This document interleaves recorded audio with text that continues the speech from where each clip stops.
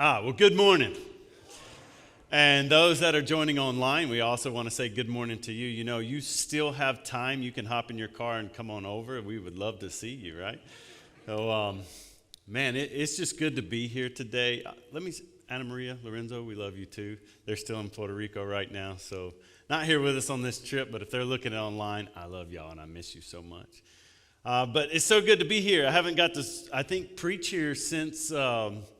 trying to do the math in my head, I think at least a year and a half to 2 years it's been since I've been able to come here and speak. So I'm really excited. But I do want to give a little bit of a disclaimer because this last week has been really difficult. I took the second shot, the COVID shot in Puerto Rico and with all my buddies, and we just got all sick together. So I was scared I was going to have to call Don and say, like, I don't know if I'm going to be able to make it because I'm literally like pale white and sweaty and then about to go to the airport. And like, I don't think they're going to let me on an airplane looking like this. I mean, can you imagine the person next to you just sweating, shivering with the, like, I don't think I want to be on this flight with this guy. But that's how my last week is done. You know, for me, I've had brain fog trying to like put this together. And I've prayed a lot. I've worked a lot on this message. So just forgive me if I get tongue-tied or if I drift. I'll find my way back, okay? I love you all. But I do want to start by sort of piggybacking off of what Don preached last week. I don't know if you listened to that message from last week, but I listened to it online, and I do appreciate it. So I'm not going to go into the book of James as he started, but he started with I think it's a series you might be going through. I'm not so sure. But with James that says, consider it pure joy, my brothers, when you face trials of many kinds, which sounds so crazy for somebody to look at you and say, hey, you're going through this hard time. Your whole world just fell apart. And then all of a sudden somebody says, like James say, have you considered a little joy with that pain? You know. But I like what Don said, and kind of how I want to piggyback off this is because I mean, this is how Christianity is supposed to work, you know, and that we can. There's a reason that we can have joy in the middle of our trials and the pain that we face. I think you said a count it all joy party. Like we should be the ones that even if your world is sort of dissolving around you, you still, because of God, not because of anything else, just God. Only Christ really gets this result out of us, that we can still have a party. And so I'm going to kind of go into that. So I started thinking, what is it about a trial that is so difficult?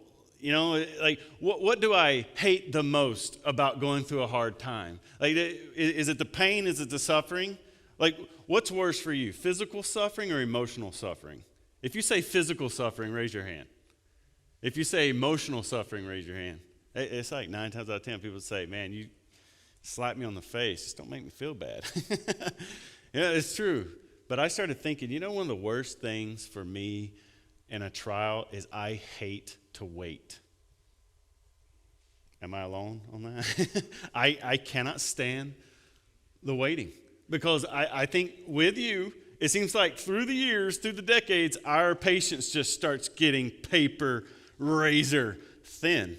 And maybe the older I get, it just patience and waiting. And when you find yourself in a season of wait or trial, it's just hard to wait because we want to get where we're going, you know, and we want things done right this minute.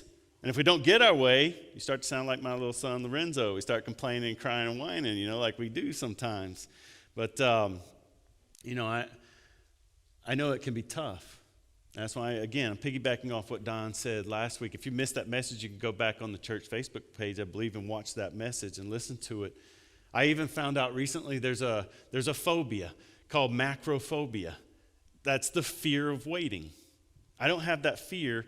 I don't think. I don't like long lines or, you know, maybe too big crowds of people, but I don't have a fear of it. I just have the mentality I want to get where I'm going. I know that when I was a kid, my dad, Mike Smith, taught me how to fish. And so we would take the hook and you put the bait on the hook and you throw it out. You cast the line out into the pond or wherever you're fishing. And if I don't see that bobber go down underwater within about 5 seconds, I automatically think, well, the bait fell off the hook. I bring it back, check it, and like, oh, it's there. Let's do it again. And then we just keep repeating process. And my dad used to say, you got to have patience, man. Like, calm down, chill out. Just fish and enjoy the moment. And so maybe it's been my issue my whole life, just a hard time waiting, which makes the trial so difficult. But God has a sense of humor, and he brought Anna Maria into my life and wanted me to marry a Puerto Rican. I'm raised by Mike Smith, military time. If you're 5 minutes early, you're already 30 minutes late. I married Anna Maria. Anna Maria, if you're watching this, I love you. I love to wait on you, okay? I get in trouble when I fly back. You see, Anna Maria's like, well, if you're 45 minutes late, you are 30 minutes early. I ain't even lying. I mean, like, imagine Mike Smith and Anna Maria in the same vehicle, and we try to be somewhere at 11. Imagine us trying to be here today on time, which Anna's not here, but maybe next month or sometime soon. It's always a conversation. We'll put it at that. But in Puerto Rico, I saw this Puerto Rican meme the other day, and it really cracked me up. And if you've ever been to Puerto Rico, you would definitely understand. It says, talking about if you've been invited to a party in Puerto Rico, and it says, if you go to a party in Puerto Rico and you arrive on time, then you just became a part of the setup crew, which is very true. Every party we've ever been to, if it's at 7, you get there at 7, all of a sudden somebody's like, hey, can you help with those chairs? Can you go to Pueblo and buy these drinks and all that? You become a part of that. But that's why I'm calling this message, While We Wait. While you wait. We're all in a season of waiting. We cannot deny that. We look at our world today, and we're like, we don't even know half time what we're waiting for, but we're definitely in a season of change. And it's been devastating. What we've been seeing around us in our country, Puerto Rico and the United States across the world, it's not looking very pretty. So while we wait in these trials that we face, and your personal trials you have at your home and your job and your families and your relationships, what do we do? Because there is a little bit of setup required for us. And I don't think it's just easy to wait when you're suffering, when you feel pain, when you're like, I don't know if I should go left, or I should go right, I don't know what decision to make. And to be honest, it's hard sometimes to apply Romans 8:28 in our life. It's one of the most beautiful passages in the Bible telling that God works for the good of those who love him. No, it doesn't say that. It says, for we know God works for the good of those who love him. We know he does this. But then when you find yourself, when everything's peachy, that's easy to say. But when your world falls apart and you find yourself in moments, you're like, I'm having a real hard time seeing the good in this situation right now. I don't know what I'm supposed to do. This is rough on me.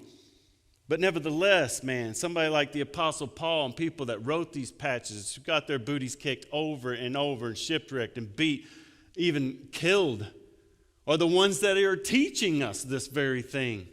We still know that God is working for the good of those who love him.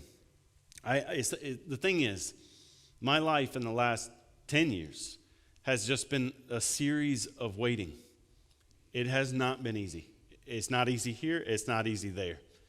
And I had this idea that I thought for some reason that by the time we got to 2020, things would be a little bit different than what you and I experienced in 2020.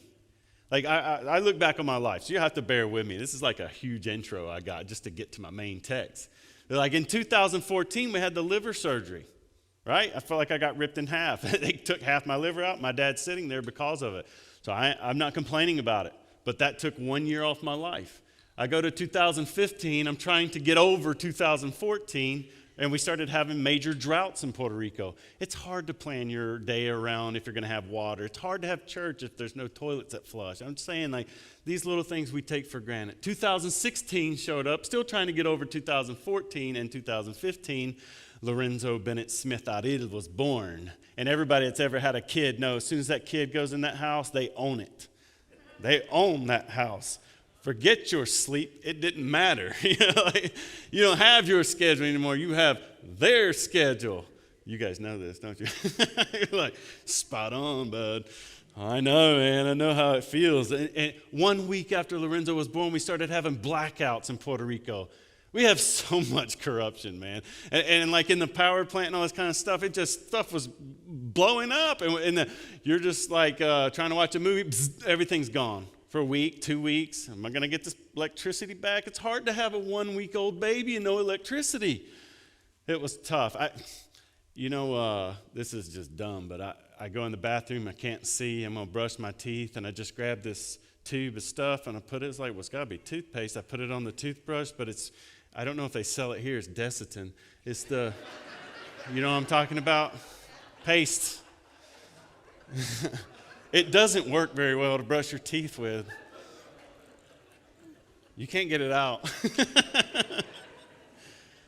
You got to throw the toothbrush away. I was like, well, what have I done?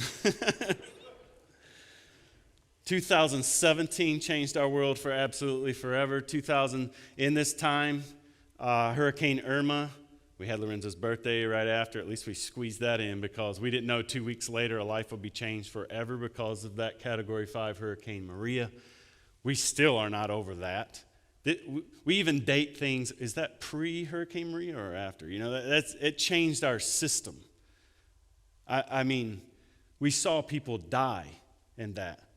Someone died literally right in front of me, and then his wife almost died. The day I flew back here, I got to get out of here for a little bit. I had already sent my wife here. I can't go into that story right now. I was so messed up. I mean, we're still trying to figure out how to get over that. And then 2018 shows up. Corruption exposed all over the island in the Department of Education. My wife is a teacher. You got to take care of your teachers more than anybody. And yet so much corruption inside there. People are going to prison today. And I remember sweating financial bricks, man. This is serious. Like Anna Maria wasn't going to get a job. 2019 rolls around. More corruption uncovered. They ran out our governor. And what we started seeing is these massive times of uncertainty. What's going to happen here? And you started seeing protests and chaos. And whether I agree with what was taking place is kind of irrelevant because it still created uncertainty. And you just find yourself in this season of waiting. But I remember 2020. It's going to be better. I remember my first sermon in Toa Baja Christian Church. Guys, this year's going to be better. I'm claiming it in the name of Jesus. It's going to be an awesome year. And the next day I wake up to my head banging against the wall to these earthquakes. Literally our headboard. I was just like, what is taking place? And the next day it happened again, but like 10 times worse. I remember just being like feeling like an ant on a guitar string that had been plucked. I was like, we just froze in fear. Like, is the earth going to eat me? It was terrifying. It's still shaking in Puerto Rico. They have hundreds of schools they still cannot open, cannot even fix because they're not safe structures. It's rough, man.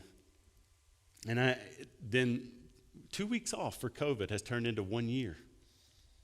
Political chaos, election has been crazy. I mean, I started thinking like, man, if things were normal, we would just be bored. We'd be bored to death. And I started thinking, you know what? The trial is our normal. It's just it. It's life. We got to figure out how to live in the trial.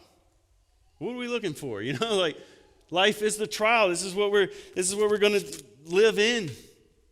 But it didn't change the fact that I always looked to the future and I thought that, well, by this time, this would happen, By this time. We all have that phrase in us. Well, by this time, even Paul, the Apostle Paul used that phrase. If Paul is the author of Hebrews, he wrote that, I think, in chapter 5. Well, by this time, you ought to be teachers, but yet you need someone to teach you the elementary truths of God's word all over again. So I started feeling like we're wasting so much time in these trials.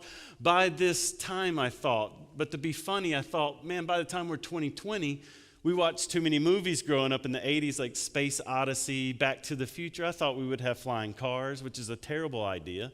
I thought I'd have a hoverboard. At least that's a cool idea, But on a serious note, I thought there would be a cure for cancer.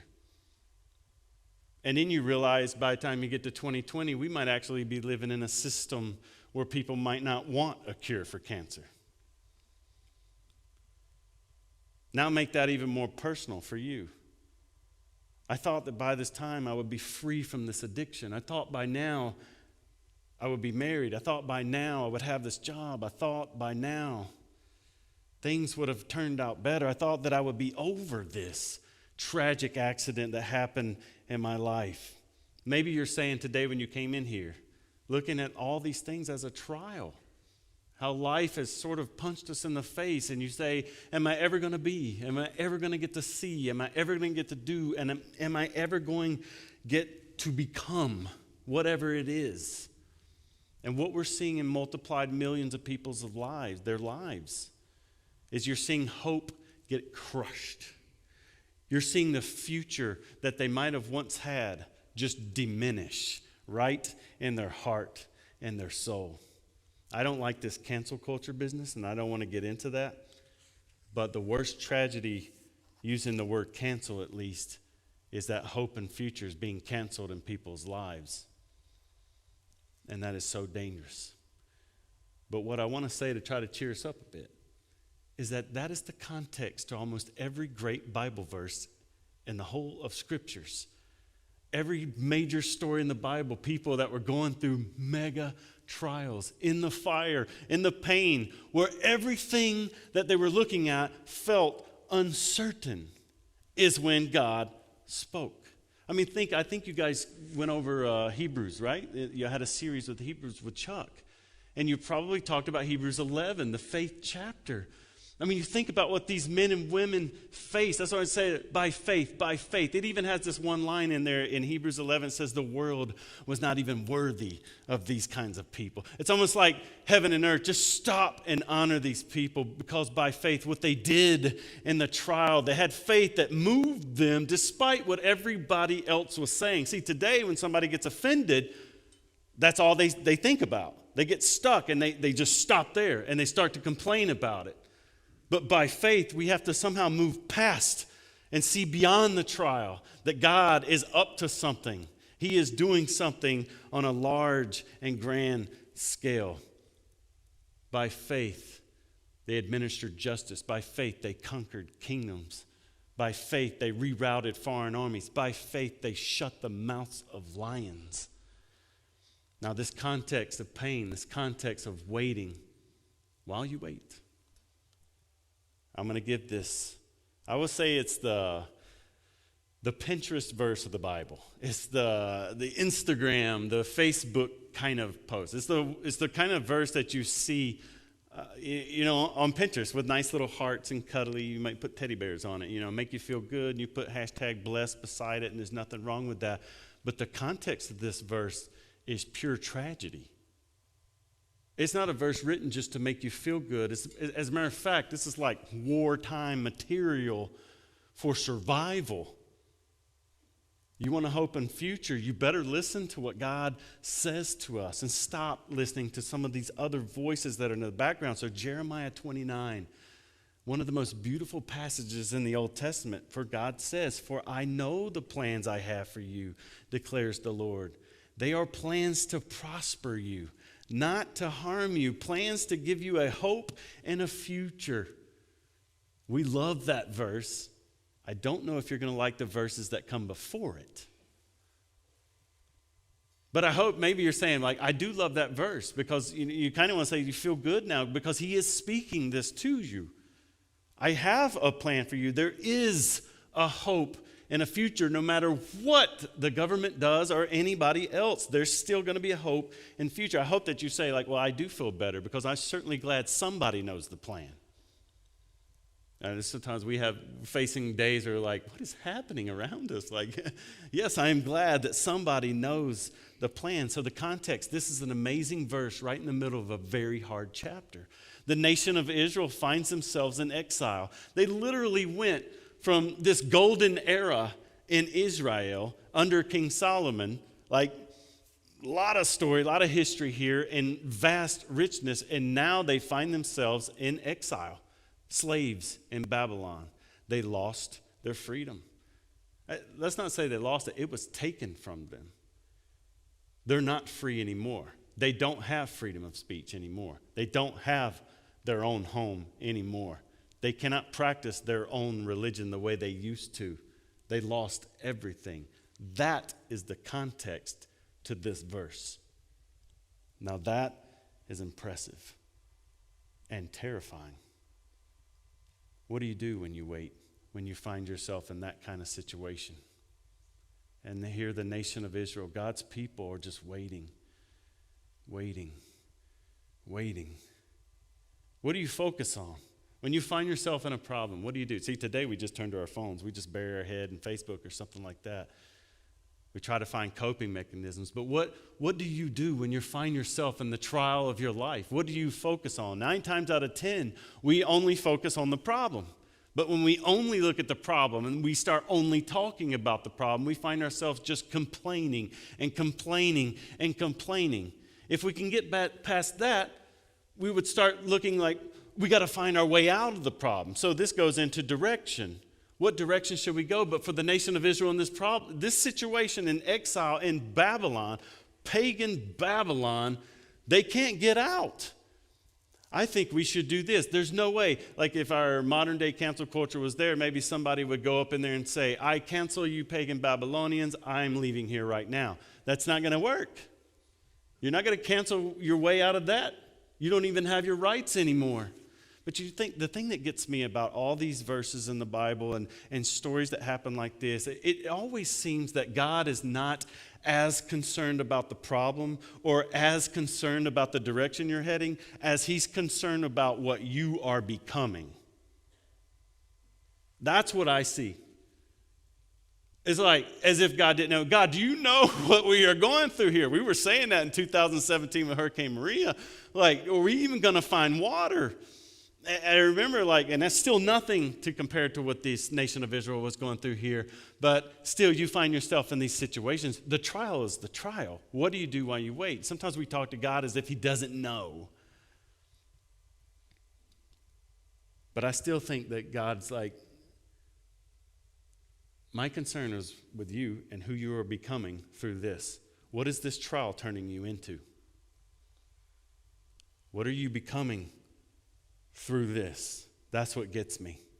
What are these days and times turning us into? What has 2020 turned the church into? What has it really turned us into? Because there's this one heavy place in the Bible in 2 Timothy chapter 3 verses 1 through 5, where the Apostle Paul wrote young Timothy. And he's warning him, telling him there's going to come this terrible time in the last days. And this is what they would be like. Now I'm going to read this little section of scripture and you tell me if it doesn't correspond with what you see. To me, I read this as 2 seconds on Twitter. And he said to Timothy, you need to know this. In the last days, there will be very difficult times, for people will love only themselves and their money. Oh, that doesn't happen. They will be boastful. They will be proud. They will scoff at God. They will be disobedient to their parents, and they will be ungrateful. That doesn't happen. They will consider nothing sacred. They will be unloving and unforgiving. They will slander others. They will have no self-control. They will be cruel. They will hate what is good. They will betray their friends. They will be reckless. They will be puffed up with pride. They will love pleasure rather than God. Yet they will act religious, but they will reject the power that could actually make them godly. Don't you dare have anything to do with these people, Timothy. In other words, don't become that. And see, today, you and I, we can't change people. We will do our best. But it comes down between you and God. You have to make your decision just like I have. Even though we try. But one thing for sure, I don't want to be on that list. Has the days that we have suffered and the trials turned us into that? Because the problem is, what I see is that these days that we live in, that is sort of pressing into people's lives. Slowly they're becoming that arrogant, money-grubbing, arrogant, disobedient, ungrateful human being that Paul warned will be like in the last days. What are we becoming through the trial? While we wait, are we listening to the voice of God? Are we hearing his truth? Are we hearing his love? Are we seeing his hope and his plan for the future? Or are we just becoming a bitter mess? During the trial here in Poplar Springs, what are we becoming? And it's in this kind of context to the nation of Israel that God speaks. And now I have to go through those verses before our great passage, Jeremiah 29:11. And I call this, he gives three things I want you to do. I call them 3 hard pills to swallow. I'm going to give you 3 very hard pills, and I want you to take this. Now, somebody online in these days will say, is that guy telling the church to do drugs? No, I'm not. Here's 3 basic things that you might not want to do. You want a hope? You want a future? Put this into action. It's the bottom line. Or you want to die there. You want to die in the problem, or you want to rise out of it?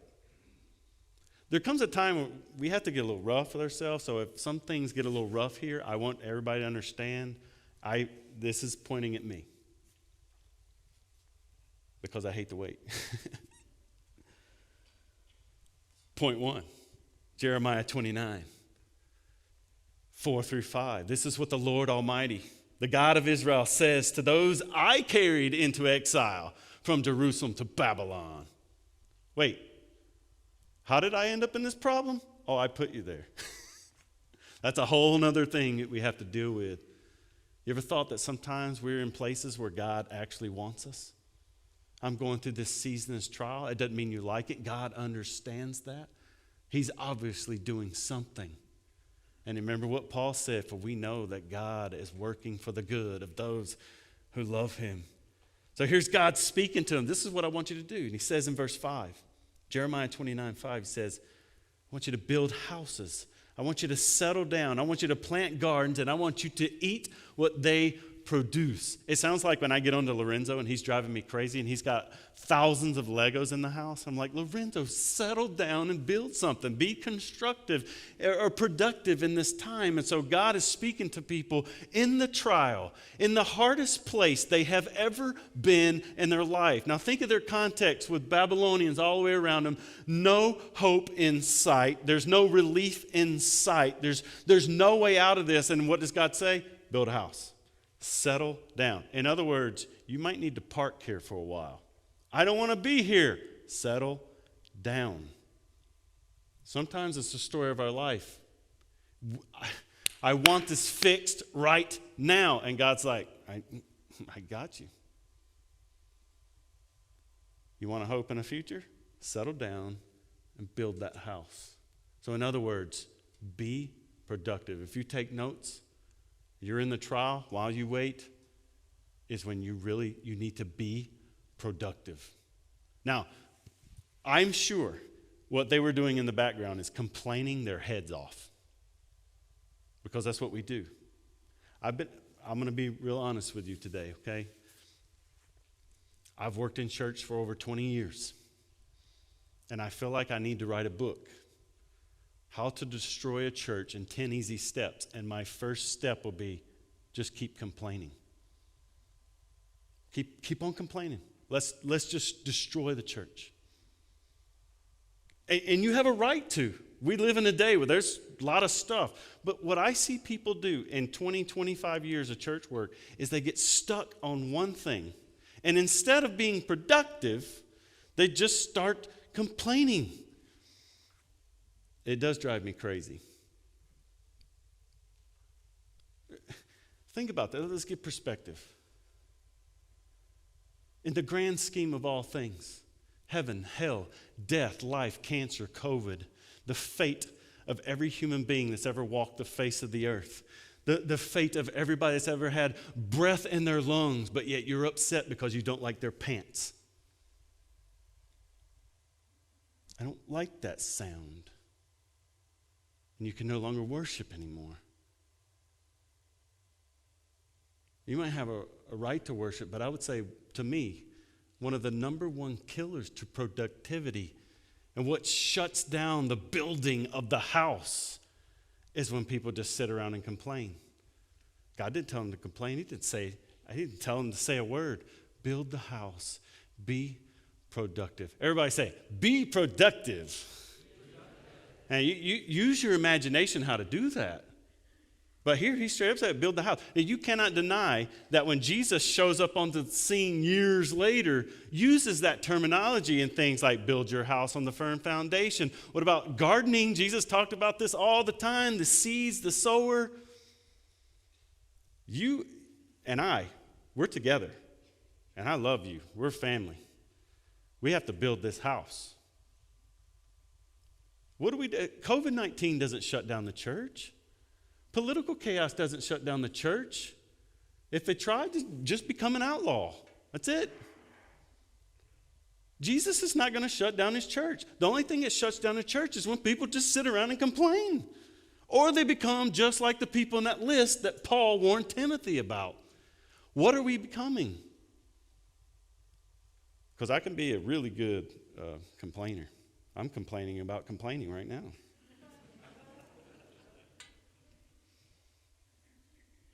You're a setup crew for the second coming of Jesus Christ. And he's not late. You're a setup crew for hope and a future. What if somebody hurts your feelings? Somebody offends you? Today, you need to have the attitude, it's like, yep, I'm offended, but you're not shutting me down. We got to be productive in this trial, in this season. We have to. We have to build this house, and we have to plant seeds. You're a setup crew. Hey, you make the best with what you have. But he doesn't stop there. How am I doing on time? Jeremiah 29:7. Here's another hard pill to swallow. He says, also, remember, they're in pagan Babylon here. And he says, also seek the peace and prosperity of the city to which I carried you into exile. Pray to the Lord for it, because if it prospers, so will you. Let's get a context. You want me to pray? You want me to pray for these pagan, idolatrous, child-killing Babylonians? Yes. I want you to pray for them. A lot of people in my life tell me they pray for the leaders. You know, in Romans where it says pray for the leaders and stuff like that. And people pray for their leaders. And I had one person come up to me and say, you know, I always pray for my leaders, but I pray that they have a heart attack and die and stuff like that. So we had people say that to me before. But here, he's pretty specific. Don't you be praying for people to die. I understand, but we're praying for peace and prosperity. Is that not what you want? Seriously, like God knows our condition. Is that not what we want? We want peace and we want prosperity. It's what we want from him. It's what we sing about. It's what we ask for. And here he says, you pray to the Lord for this peace and prosperity. So two things already, like be productive. And today, God opened our eyes to show us how to be productive. But also today, my prayer has just shifted. I'm praying for peace and prosperity, even for those I can't stand, for those I completely disagree with. He doesn't stop there. Jeremiah 29:8-9 says, yes, this is what the Lord Almighty, the God of Israel says. He says, this is a tough one. Do not let the prophets and diviners among you deceive you. It says, do not listen to the dreams. Let me just say that again. Do not listen to the dreams you encourage them to have. He says in verse 9, they are prophesying lies to you in my name. I have not sent them. At the beginning of 2020, I listened to a lot of different preachers, like on YouTube and stuff, and these are self-proclaimed prophets, right? They said they were prophets. I listened to what they said, and a lot of them were like, yeah, man, 2020, God told me about 2020. It's going to be amazing. You know, this is going to be the best year that you've ever experienced in your life in the United States of America. you can go back on YouTube and listen to these false prophets prophesying all kinds of lies in the name of Jesus. But today, it doesn't just stop there. We got political prophets. We got liars all over the board. And we bait those lies. We hold on to those lies. We share them. I'm not saying turn off social media, because when you do, you're back like in 5 minutes. So, if you turn it off and you start feeling that withdrawal, but I just got to see what they're doing. What are they eating? I got to see the pictures. I know how it is. But you have a full-on right to block people. And we're listening to information these days that are bombarding us with lies. And here's the information. What did God tell them in this trial? Stop listening to these people. We need to stop listening to so many people. We need to start listening to Jesus. We have to be really careful. And this is the context to one of the greatest verses in the Bible. And he says, before you get to it, I want you to be productive. Build houses, settle down, plant that garden, man. Build this house, plant those seeds, man. Figure out, how can I be productive? Can I give? Can I serve? Not complain. I'm not saying go out and offer a million suggestions and opinions. Really give, really help, really encourage, really bless, really reach out. And that's what you've done for me. When Hurricane Maria in 2017, I don't think I would have made it without you guys. I wouldn't have made it. Even I just saw Zach Stewart's in the house today, and I haven't seen you in years, but the last time I saw Zach was in 2017. I just flew back from Puerto Rico to meet Anna Maria and Lorenzo, who was already here, and I was devastated. And we go to the mall. I can't think. I'm so messed up. I'm trying to put on a show, but I'm inside. I'm an absolute train wreck. And we ran into Zach and your family in the mall there, and you guys, you blessed us. You blessed us financially. You helped us. You supported us, and you encouraged us there. Thank you. But this being productive, encourage and pray. Be careful who you listen to. And think of that question, who are we becoming? Because God speaks over our lives and says, for I know, and I want you to hear his voice on this. I know the plans I have for you. God knows the plans that he has for you. And they're for good, not to harm you, to give you a hope and a future. But it doesn't just stop there, man. And all throughout the Bible, the context of waiting, the context of the trial is where the house gets built. It's where the seed is sown. It's where you saw the plant grow. It's where you saw life's change. It's where peace and prosperity actually even came from.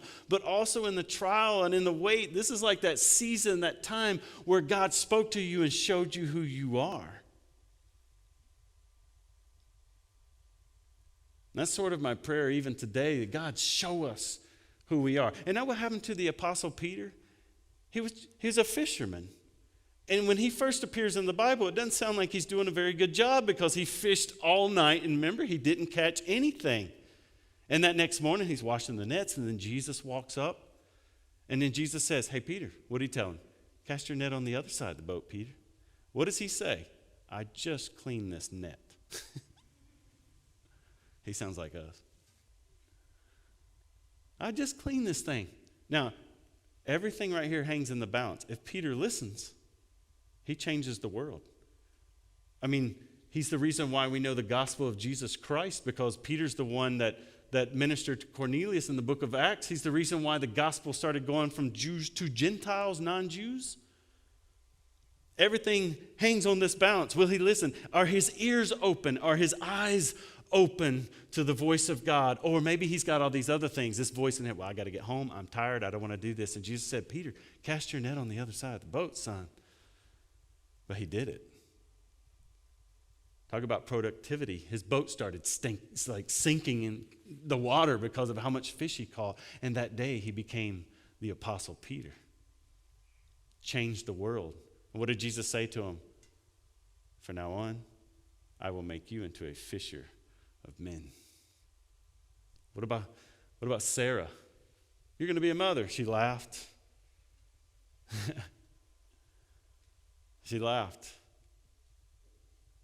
But he showed her who she was. the mother of the nation of Israel. Moses became a leader in the trial and the wait. Noah became a boat builder. Abraham became the father of a great nation.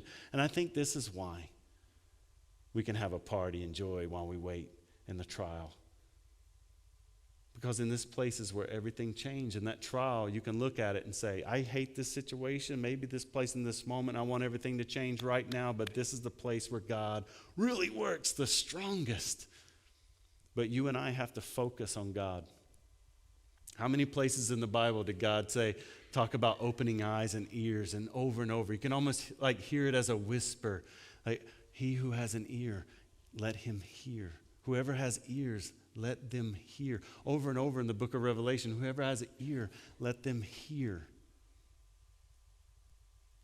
At Christmas, we got Lorenzo a little scooter, and he loves it. It taught him how to balance. So it's really cool. And now, 2 weeks ago, he actually learned how to ride his bicycle without the training wheels. You know, as a 4-year-old, I'm very proud of him. And he did that, I think, because of the scooter.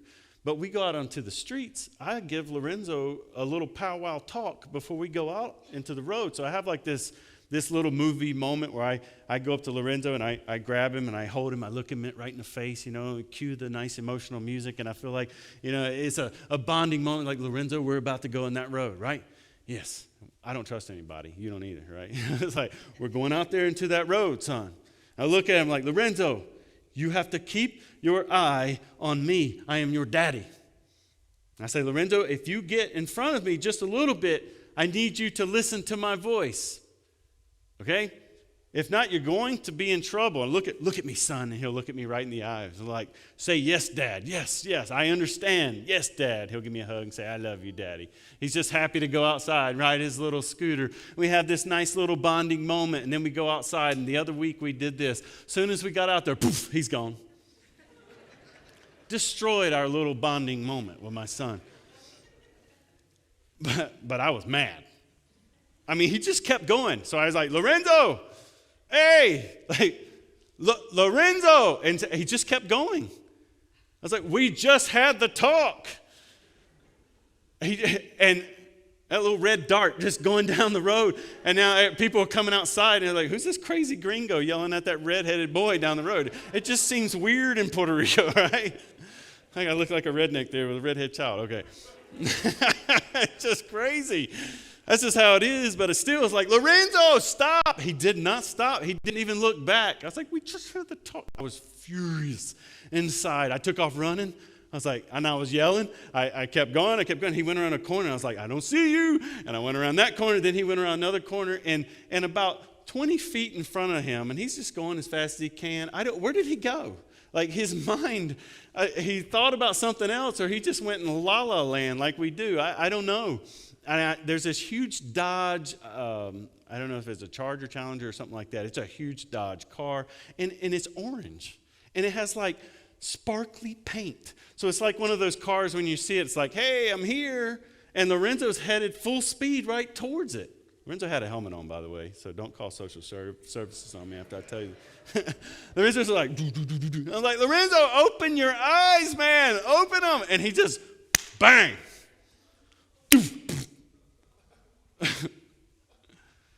You guys are like, poor car. I ran. I got up to him. I just couldn't get to him in time. I mean, I'm proud of his speed. I was like, you're fast, son. I'm so mad at you right now. The first thing, like, are you okay? Good, because now you're not. I was so furious with him. I was like, Lorenzo, I'm going to take you home before I tell you how I feel. So I don't think I'm more crazy. I told him, like, open your eyes and your ears. Why did you not focus on me? Isn't that what we do? We get caught up in all these other things. We get caught up in the politics and all this kind of other stuff as if we're going to change it by sharing something on Facebook. And instead, we're not even praying for peace and prosperity. We're not being productive. We have to focus on God and let Him open our eyes. Some of my favorite places in the Bible when God opens eyes. You remember when Elisha was completely surrounded by his enemy, completely surrounded, and his servant said, "What are we going to do, man? We got a problem all the way around. They want your head on a platter." And he said, "Oh, God, open the eyes of my servant." And God did, and he looked around and saw around that army was this angelic army of protection. He saw God's protection, but you know, you have that. In the trial, in the wait, you have God's protection. He is with you. Or when Hagar was out into the desert, right? And she put her son Ishmael into a bush and walked away, it says, as far as you could shoot a bow from an arrow from a bow, because she couldn't stand to hear his crying as they were dying of thirst. And then it says God opened her eyes and she saw this well of water. That's God's provision. Stick to Jesus and watch his protection. Stick to Jesus and watch his provision. What about Balaam and the donkey? First case of road rage in world history. Started beating that donkey 3 times. This animal could see something that he couldn't see. You have animals in your house. You ever thought that? Or like, my cat's acting awful weird. Is there something in this room right now? And your hair stands up. Like for Balaam, this is kind of the case. Something's going on in front of him, but he doesn't know that. And then it says God opened his eyes. And imagine this angel standing there saying, "You, sir, are going the wrong direction." Now, maybe you came in here like that today. In your life, we've been going the wrong direction. We haven't been focused on God. Maybe you've never given Jesus your life and your heart. I want you to know, there's never been a better time than right now. Even those that are online, if you're watching online, you live close by, get over here. We got a baptistry right there. If you've never been baptized, there's never been a better time than right now. We have to understand that we don't live in a playground. We live in a war zone. This earth is a battlefield. There's no time to mess around anymore. There's no time. And if you feel that sort of pulsating in your heart, and you're like, I've been really sweating with this decision. Well, the place is here. The time is now. I'll tell you, Jesus loves you so much that he died on the cross. And you know, the 4th place in the Bible where people's eyes were open is one of the coolest stories. Those men, there were 2 men that were there at the cross when Jesus was dying for the world. But they didn't know all that. Their hopes and their dreams were crushed when they saw Jesus die. They thought that he was going to be the Messiah and the Savior of Israel. And here he is on a Roman cross dying. And so they leave sad at the death of Jesus, and they're walking the road to Emmaus. And as they walk home, sad, depressed, in the trial, waiting, their whole world just fell apart when all of a sudden a stranger shows up. I said, what are you guys talking about? Well, our whole worldview just come crashing down on us. What are we going to do now? This man started explaining scriptures from Isaiah to him. You know, like what it says in Isaiah, by his wounds you have been healed. The punishment that brought us peace was upon him. What these guys didn't understand is that in the trial, in that wait, in this terrifying moment, Jesus was changing everything. And then he goes to the house and they eat together. And it was when they, what we call breaking bread, when they broke bread, their eyes were open and they realized it was Jesus with them the whole time. And when you take the Lord's Supper today, as soon as I'm done here, which if you've never been here before, you know we have the little crackers here in the top. You just pull that top back and you got it all right here. You figure it out. You guys are super smart. But when you do this today, you think this is just a representation of God giving you his best, his absolute best. I want your prayer today be, Lord, open my eyes, open my ears. Time is flying. Let me figure out in this trial, in this season, days we live in, how can I be productive? How can I make the best of this situation? I pray for peace and prosperity. And Lord, I'm going to stop listening to some people on these news channels. Because here's the truth. your peace, your prosperity, your hope, and your future. It's Jesus. It will always be Jesus. It will only be Jesus, because that is who he is. My son keeps singing a song in the house. And you know how you hear a song and you're like, what is that? You know, and you start getting frustrated. You're like, what is that song he's singing? And I was like, what is it? Anna was trying to figure it out as well. Like, I couldn't tell if he's singing Spanish or English or mumble rap. I was like, what is that? But I knew I recognized it. And then yesterday online, talking with Anna and Lorenzo online, we realized what it was.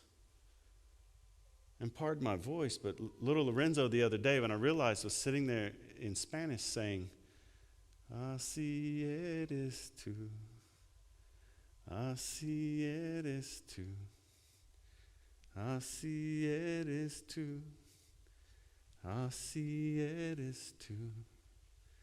That is who you are. You know this? That is who you are. Sing that with me. That is who you are. That is who you are. Do it again. That is who you are.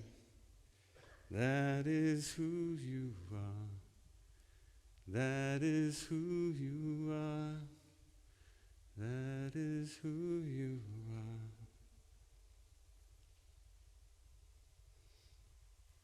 are. Our way maker, right? Miracle worker. Our promise keeper and our light in the darkness. Jesus, that's who he is. If you have a decision, make it today. Father God, we turn to you and we thank you so much. We find ourselves in so many trials, but in these trials we find out who you are. And then when we find out who you are, we start learning about who we are. I pray, Lord, that in these trials, your protection. But you know what I pray right now in Poplar Springs, that they'll have one of the ever seen in their entire life. I pray that for us in Puerto Rico as well. Lord, help us to kick some of maybe our complaining to the curb, but let us be productive and givers and people that serve and love and encourage one another. Just like Paul said, don't let any unwholesome talk come out of our mouth, but only what is words that can build. And Lord, I pray that today, if there's anybody in here today that needs to choose you and they've never been to that place, I pray that today and now is the moment. God, we don't deserve what you've done for us, but you did it anyway. And for that I say thank you, God. May we focus on you even now, in Jesus' name. God bless you guys.